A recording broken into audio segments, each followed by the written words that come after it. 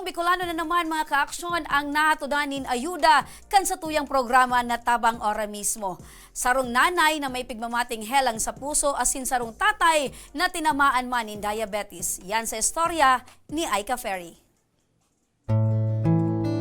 Hindi biro kahit kanino man ang magkaroon ng sakit o karamdaman, lalo na kung mayroon tayong pamilya na nakaasa sa atin, nanghihina, namumutla at nahihirapan sa paghinga. Sa ganitong sitwasyon namin naabutan ang 51 taong gulang na si Nanay Lilibeth.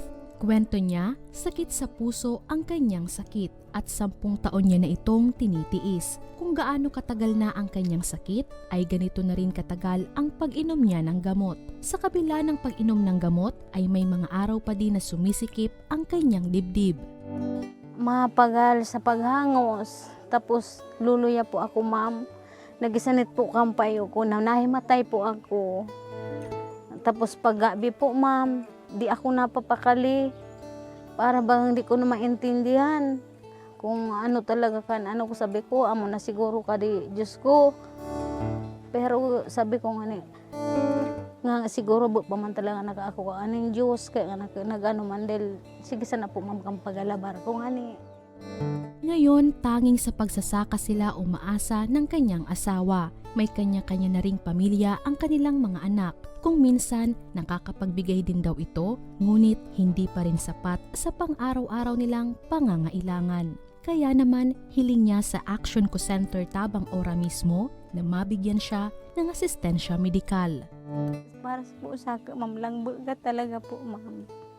Dahil po kading sakit ko po kadi ulin, kina po daman po karamana kung may maano ng tabang.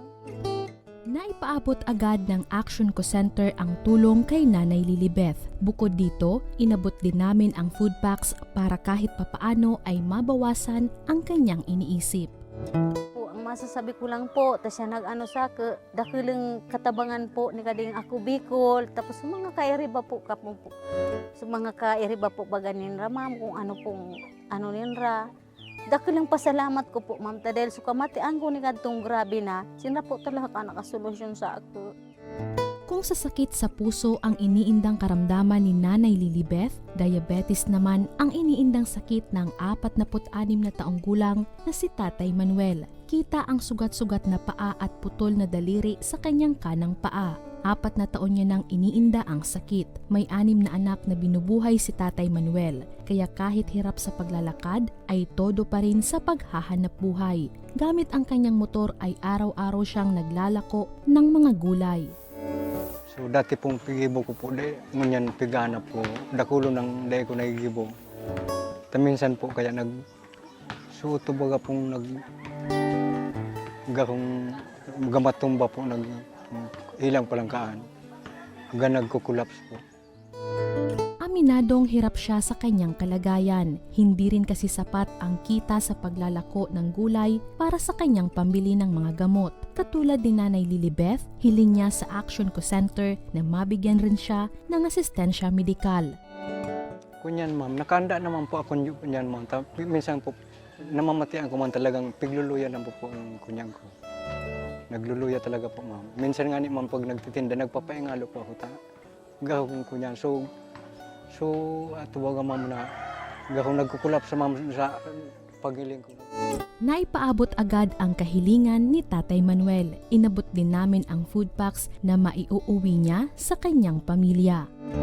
Ang masasabi ko lang po sa ako Bicol, dako lang pong pagpasalamat ko sa inda na ako natabangan po ninda sa kumbaga sa suporta po ninda na kunyan.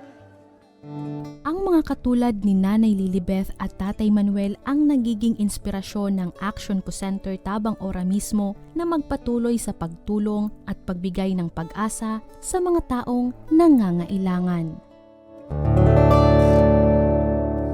Ayan mga ka-aksyon, si nanay na may helang sa puso asin si tatay na may helang na diabetes. Dakulan pa sa salamat kang duwa mga ka-aksyon, huli sa tabang na dara kang Tabang Ora mismo.